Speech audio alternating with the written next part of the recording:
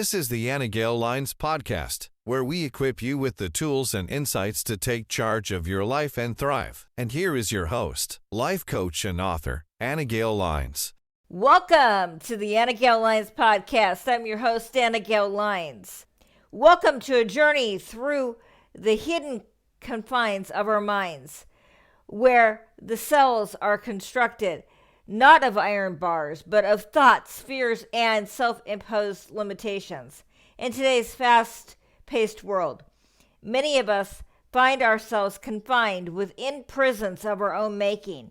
They are not physical structures with guards and cells, but rather psychological constructs that restrict our freedom and stifle our potential.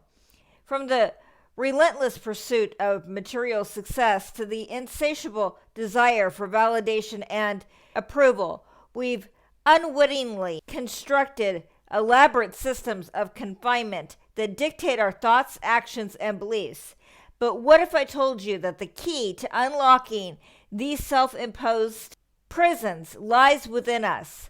That we possess the power to break free from the shackles of our own making and reclaim our autonomy.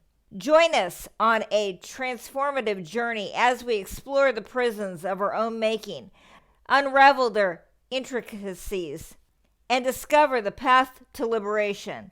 It's time to rewrite the narrative, redefine our priorities, and embrace the boundless potential that lies beyond the bars. One of the ways that we are imprisoned is in our own thoughts. And let me share an excerpt from my book, Unshakable Purpose. I understand what being in prison is like, if only the prison of my mind.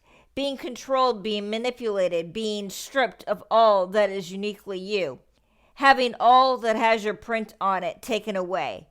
Your spirit broken physically. I was told that I could have left, not helped my mother, put distance between her and me, only to do so meant tangling with her, hurting her. She reminded me of the father in my big fat Greek wedding. Tula, the daughter, wanted to take computer classes to better herself. Only when her father found out, he asked, "Why you want to leave me?" Only in my case, she threatened, "If you leave, I'll swallow all my pills. I will do it. Watch me."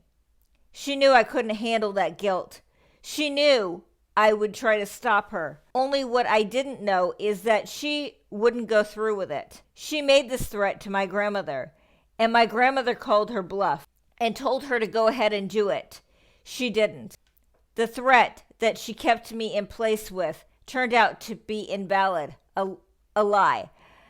Only I didn't know that, and frankly, she wasn't thinking straight enough to function on her own. At least, not without a buffer like me to smooth things over. I stayed in my prison, though. Physically and mentally, it was me, and me alone, that kept myself locked in a mental prison without the opportunity for parole. I built those walls around me to protect me. I was the one who told myself that she was right, that I really couldn't survive without her, that I was weak, that I wasn't capable of rising above my circumstances. Again, I allowed myself to believe her lies. Classic abuse strategies to keep the person under control. Our thoughts can keep us in prison. A prison not with walls or a physical warden, but a prison nevertheless, one with ourselves as the warden. If we heard someone talking to their child or themselves the way we talk to ourselves, beating ourselves up for every little mistake or problem, we would think they were crazy. Yet this is what we do to ourselves. So what are 10 reasons we are prisoners of our own thoughts? 1 is negative self-talk. We engage in being self-critical or pessimistic. We beat ourselves up over every little mistake we make. We beat ourselves up because we don't have the life that somebody else has. We don't have the life that our classmates from high school have. So we beat ourselves up. We're not good enough because we don't have children, because we don't have spouse because we don't have the big C-suite. But instead of that, we need to be focusing on what we do have. Do you have a roof over your head? Do you have money in the bank? Do you have food to eat? Do you have a job? Do you love what you do for a living? Do you have people around you who love you and support you and that you can call if you are in trouble? We have to focus on the positive, the things that are going right in our lives. Because if we continue to stay in that prison by talking to ourselves negatively, then we are always going to be stuck in that prison. Even though the door is wide open, all we have to do is think positive and start believing positive about ourselves. But instead, we don't walk out the door. Instead, we stay in that negative prison of our own thoughts. We ruminate. We dwell on past mistakes. We dwell on regrets and negative experiences. We perpetuate feelings of guilt and shame and sadness, and it prevents us from moving on. We've all had some kind of trauma in our lives, whether that is being abused physically, sexually, or even spiritually, had our spirits broken. We've all had something that's happened in our lives that we regret, a relationship or something that happened in our lives that we thought we could have done more in order to fix it, so it didn't turn out that way. But we can't dwell on what's going on in the past. We can't worry about what's going on in the future. We can't change what happened in the past. We have to move on. We have to learn our lessons from the past and move on. And then we experience anxiety, a persistent worry, fear, or apprehension about the future. We overthink and we become overwhelmed by these scenarios we create in our heads, which are just that. They are just scenarios. They may never happen, but we have gone over them and over them so often that they are more real to us than the real world. And then focusing on the negative is going to lead us into depression. It's going to make us feel trapped in a cycle of hopelessness, despair, and apathy.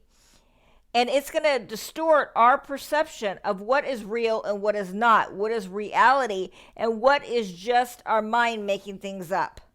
And then perfectionism is also part of this, why it is that we stay stuck. Perfectionism causes us to hold ourselves to unrealistic expectations and standards. And then when we fail, we beat ourselves up because we failed. And it's because we've got these standards up here that nobody could ever meet. And then we think we should have. And then we beat ourselves up. We focus on what we did wrong. We're always constantly telling ourselves that we are garbage and that we can never do anything right. And then we are limited by our belief system.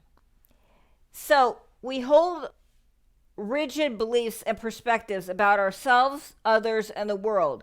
And that may have came from being raised in a certain type of church, that could come from being raised in a certain culture, that could be being raised in a certain school. But we have to challenge our beliefs and determine what actually is the truth and what it is that we believe ourselves. Because a lot of times we will grow up believing a certain thing, but we come to an age where we have to challenge that thinking. Is it the truth? Is it lies? Is it something that we hold and believe? We have to decide for ourselves what we believe and what we don't believe, and what is just the way we were raised. And then we have to start believing the best about ourselves. Instead of focusing on what we're doing wrong, we have to figure out what our good qualities are and play to our strengths. Master our weaknesses, but play to our strengths. Because all of us have strengths and talents and gifts that we don't lean into. Instead, we're trying to be like the person next door. We're trying to be like the golden child at work. And the problem is that we are not that person. We have to be us. We have to step into who we were born to be. We have to step into our talents, step into our gifts, and let our light shine, but not somebody else's light, our light. And we suppress our emotions. So we avoid uncomfortable emotions, such as anger, or sadness, or grief, which leads to emotional numbness or a sense of disconnection from ourselves. But the other thing is, now in this society, we allow our big feelings, our emotions, to come out in a non-constructive way. We need to make sure that we are releasing our anger and our sadness and our grief in a constructive way, whether that is going for a walk, volunteering, or doing something creative. But we need to let it out in a way that is productive. And then we need to stop comparing ourselves to others, because we are not our neighbor. We are not the person next door. We are not our boss. We are not who everybody thinks we ought to be. We are us, and we have to lean into that. Stop comparing yourself to the highlight reels that you see on Instagram or Facebook of your high school friends. They're not posting the bad stuff. They're not posting the day-by-day stuff. They are only posting the highlights. So if we're only comparing ourselves to their highlights, it's going to look like we're failures. So the next prison is the prison of doubt. So what are some reasons that we doubt ourselves? 1, negative self-talk. 2, comparing ourselves to others. We've already discussed those. 3, seeking external validation, which is relying on the approval and validation of others to feel worthy and to feel competent, rather than trusting our own judgment and capabilities. The person who needs to believe in you is you. Your boss doesn't need to believe in you. Your spouse doesn't need to believe in you. Your children don't need to believe in you. Nobody needs to believe in you but you. At the end of the day, only what you think matters. So if you want to go after that dream and goal, and your best friend doesn't think you ought to, first you need to ask yourself whether this goal is reasonable, and if you think you can actually achieve it. And second of all, if it is, then don't let her stop you. Go after it, because you are the only one who knows what is right for you. So if you want to start a business and you believe in yourself and you believe in your product, go for it. But if you are trying to seek somebody else's approval by the thing that you're doing, don't do it, because you're never going to be happy trying to please others. And then there's the fear of failure. So we avoid taking risks or pursuing goals due to a fear of failure, because we're afraid to make a mistake, because all the mistakes we make lead to self-doubt about our abilities to succeed. Every failure is a stepping stone to what you're supposed to do with your life. Every failure is a stepping stone to succeed. So all these great inventors, they had to try a lot of different ways to do something before they hit on the right way to do it, the solution. But if they hadn't failed all those times, they wouldn't know what didn't work. So there's also imposter syndrome, feeling like we're a fraud or we're undeserving of accomplishments, despite the evidence of us being competent and successful. We fear what it will be like if we get exposed as an incompetent. But most of the time, if you're feeling like an imposter, you're not. Imposter syndrome is a lie most of the time. We feel we are not good enough to get this promotion. We fear what will happen when we succeed. But we have to take it one step at a time, and we have to take it one challenge at a time. And once you see all those challenges you've overcome, and that you can do it, then you have to keep reminding yourself of those victories, or that imposter syndrome is going to stay around to haunt you. And then we overanalyze our past mistakes, and we allow perfectionism to rule our lives, and then we ignore our intuition. Too many times, instead of listening to our intuition, that little voice inside us, we do what is logical. And I'm not telling you not to do what is logical, but there is a fine line from doing what is logical and not listening to your intuition and only relying on your intuition. There has to be a balance. So we need to get quiet and we need to listen to what our intuition is telling us, that gut feeling. Because if we would listen to that gut feeling, we would not get in as much trouble. We would see the red flags quicker if we would listen to our intuition. And then we minimize our achievements. Like I said, we need to go over our victories. What have you accomplished? What have you overcome in the past? If you could do it then you can do it now. And then we self-sabotage ourselves. We engage in behaviors that undermine our own success or well-being, such as procrastination and self-doubt, and we avoid opportunities for growth. So another prison is the prison of other people's opinions. We worry about what people think. We fear that they're going to judge us, that we're not going to be accepted by them. They're not going to approve us. We have self-doubt because we allow other people's opinions to undermine our confidence and self-esteem.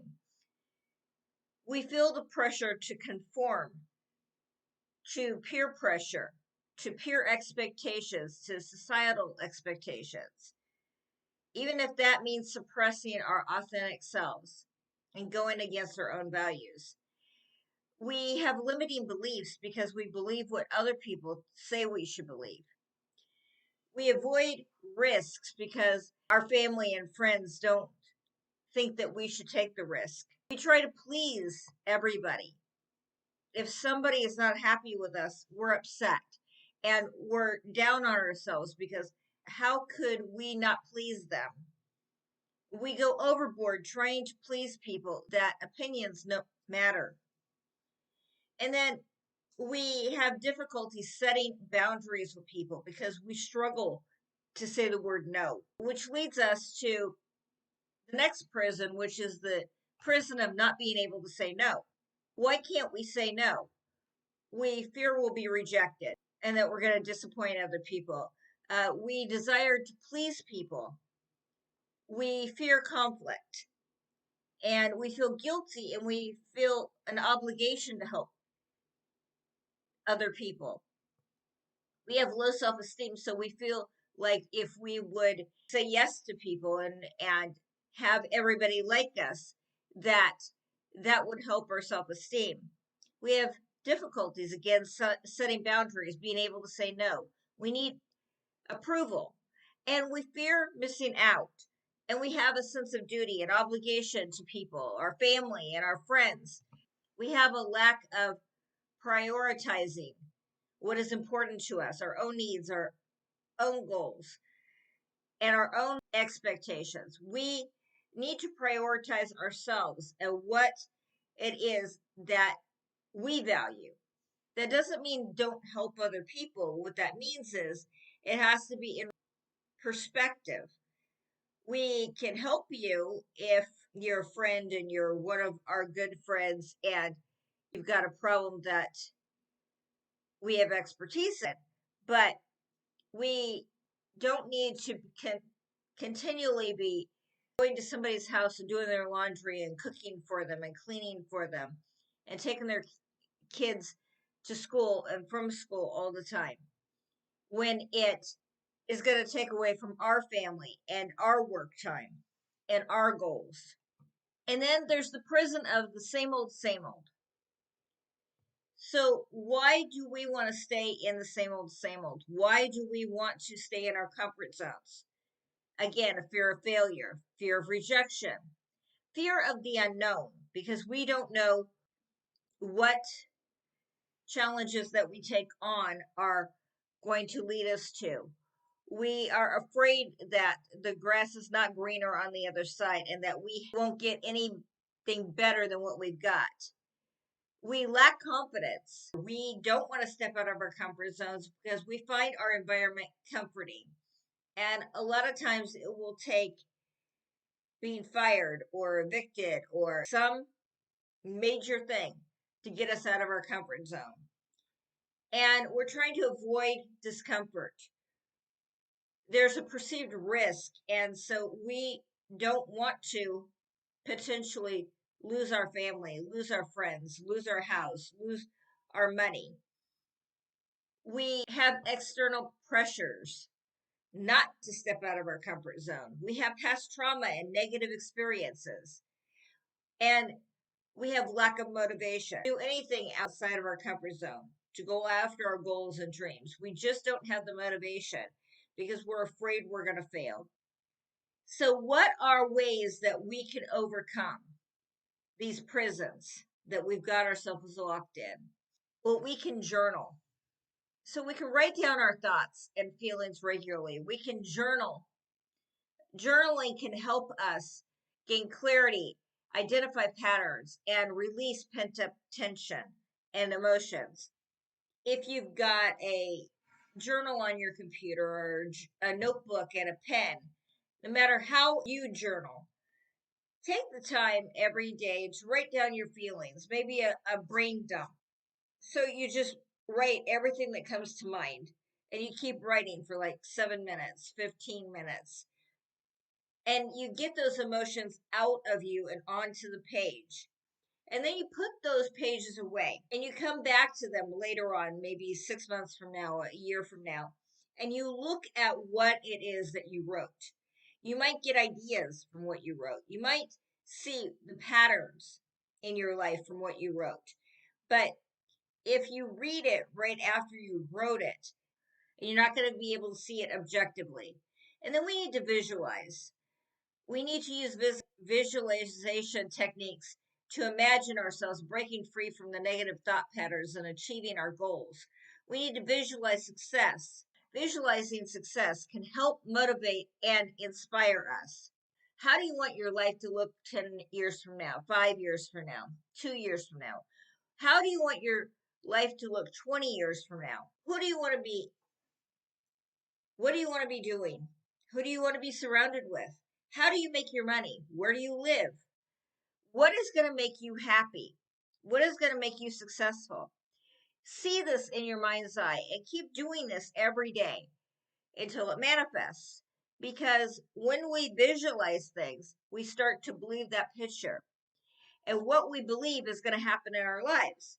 So we need to continually visualize a good outcome and not the bad outcomes. Because when we visualize the bad outcomes, that's what we're going to believe. And that's how we're going to stay stuck. We're going to stay stuck in our negative emotions. We're going to stay stuck in that depression. We're going to stay stuck in the anxiety and the panic because we're dwelling on those negative emotions, those worst case scenarios.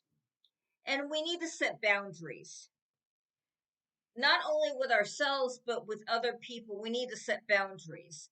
So, what is it that you're no longer going to tolerate? Because what you accept, you tolerate.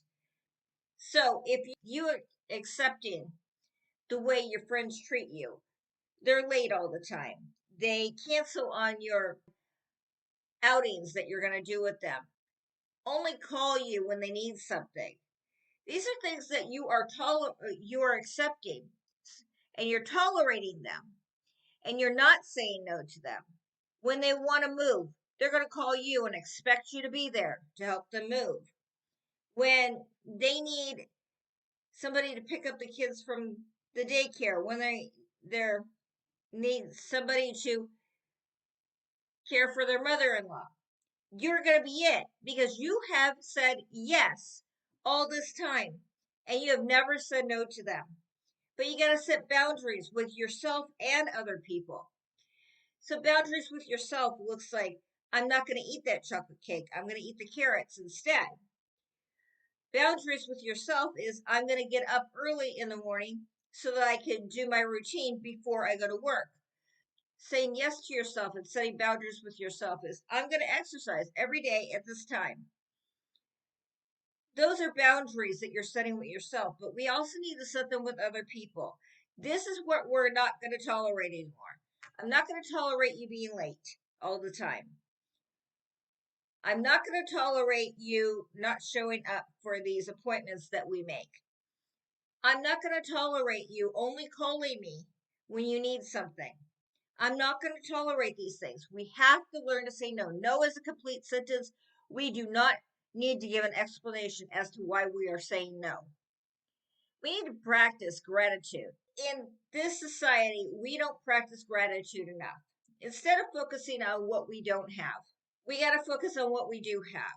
We have a roof over our heads. We have money in the bank. We have food to eat.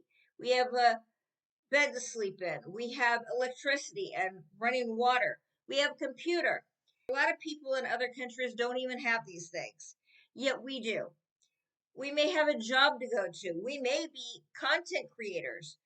We didn't have that when I was growing up. There was no such thing as a content creator. There are more ways now to create money without a 9-to-5 job than there was when I was growing up. We need to make sure that we're practicing gratitude. We need to list every day what we're thankful for. Be thankful that you are healthy. Be thankful for the small things in your life. You may not see what you can be grateful for, but if you start writing down things that you are grateful for, you will accumulate a list. And if you go over them every day, you will start to be more grateful. And gratitude brings in more good into your life. But we have to be grateful. We have to stop focusing on the negative and focus on the positive. We have to focus on what we do have instead of what we don't have. And then we need to engage in creative outlets. We need to explore creative activities such as painting, writing, music, or crafting. Whether that is writing the great American novel, whether that is writing a love song, whether that is learning to play the guitar, whether that is painting. Even if it's just a Bob Ross painting, watching Bob Ross and painting along with him. We need to use our creative talents and gifts. We need to try different creative outlets because creativity helps us heal. But too many times we stay imprisoned because we don't use our gifts and talents. We don't show our gifts and talents to the world. But that painting may be an inspiration to somebody else. That novel could be an inspiration to somebody else. That song could be an inspiration, and you don't know how you will affect somebody else's life through showing and sharing your creative work with the world. We need to focus on solutions instead of complaining about the problem and going over it in our heads and worrying about how we're going to fix it. We need to actually come up with solutions. Even if it's just you take a piece of paper and you put the problem in the center in a circle and you do a mind map and come up with solutions that way so that your brain can think about it, because that's the way your thoughts are, is in a metacog mind map. So when we start brainstorming that way, it's easier for our brains to come up with solutions. But we need to focus on solutions. We need to come up with as many solutions as we can in a 5-minute period of time. And then we need to figure out which solution we are going to use and break it down into manageable steps. And then we need to take proactive measures to work on those solutions and manifest them. But the issue is that a lot of us would rather just complain and not focus on the solutions. But we're not going to solve the problem unless we do something about it. We need to limit how much social media we use. We need to be mindful of the impact of social media on our mental health, because we look at Facebook and we look at Instagram and we see those highlight reels and we compare ourselves to our classmates and to our friends and our family, and we think that we're not doing good because our lives don't look like theirs. But that is only damaging ourselves. That is causing ourselves anxiety and worry and fear. And it's causing us to stay in our comfort zones and not venture out. And it's causing us to be depressed. And if you're working on social media, like you're uploading because you're a content creator or you want to post, that's fine. But it's when we spend hours on social media that not only does it discourage us in life and discourage us on our goals, but it also causes us to waste time. We don't get our goals done because we're spending time on Facebook and we're spending time on Instagram and we're spending time on TikTok. We have to limit how much time we are spending on these applications because we need to be doing things in real life. We don't know a lot of people that we have on social media. We don't know them in real life. In fact, we need to focus more on connecting with the people we do know in real life. Instead of connecting with them on social media, we need to be connecting with them in person. And then we need to volunteer and help others. We need to shift our focus off of ourselves and onto other people. How can we help others? How can we use our gifts and talents to help others? How can we use our knowledge to help others? Can we help build houses for Habitat for Humanity? Can we teach a class at the senior center? Can we teach a class at the community center? Can we mentor young adults and entrepreneurs? What can we do to help others? And we need to focus on our personal growth. We need to embrace opportunities for personal growth and self-improvement.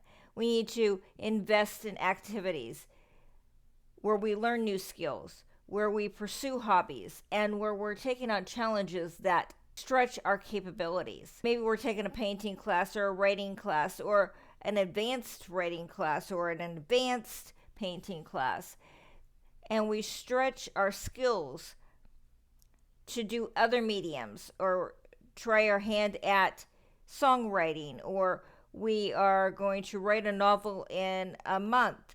But we need to focus on our personal growth and do things that challenge us to get out of our comfort zone. And we need to celebrate our small victories. If you have accomplished anything on your goals or you have ventured out of your comfort zone, reward yourself. Celebrate that victory. Take yourself out to dinner. Buy yourself something nice. But we need to recognize that all of our small steps are going to get us to our goals. And we need to recognize that our process can boost confidence and motivation and reinforce positive thinking patterns.